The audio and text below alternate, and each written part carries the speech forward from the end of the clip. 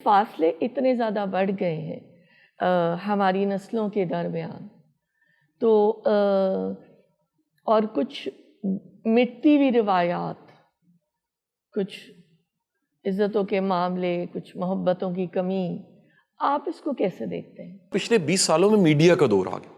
اس media کے دور نے دنیا میں چینلز کو اوپن کر دیا۔ اب جس دور میں ہم آئے تو سوشل میڈیا آ گیا، یہ بچے کے ہاتھ میں ہے، اور اگلا وقت اے آئی کا وقت ہے، جو انتہا کی تبدیلی کا وقت ہے۔ یہ ساری جو میں نے تمہید باندھی ڈاکٹر صاحبہ، یہ اس مقصد کے لیے باندھی، ایک جملہ کہنے کے لیے میں نے باندھی۔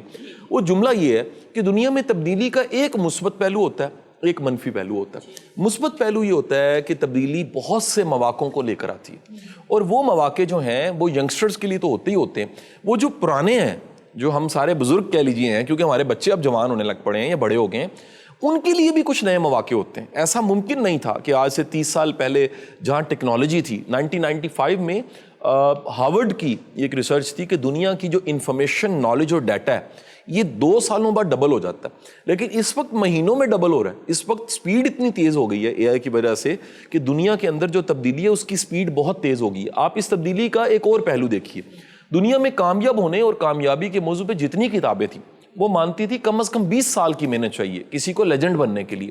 آج اے آئی کی وجہ سے، آئی ٹی کی وجہ سے، ٹیکنالوجی کی وجہ سے یہ فاصلہ سمٹ کے بہت تیزی کے ساتھ چند سالوں پہ چلا گیا۔ دنیا میں کبھی بھی آئیکونک جو بڑے بڑے نام تھے، بل گیٹس اور وارن بفے، یہ سارے 60-70s کی ایج کے ملتے تھے۔ آج آپ کو 20s کی ایج کے انٹرپرینور ملنے لگ پڑے ہیں۔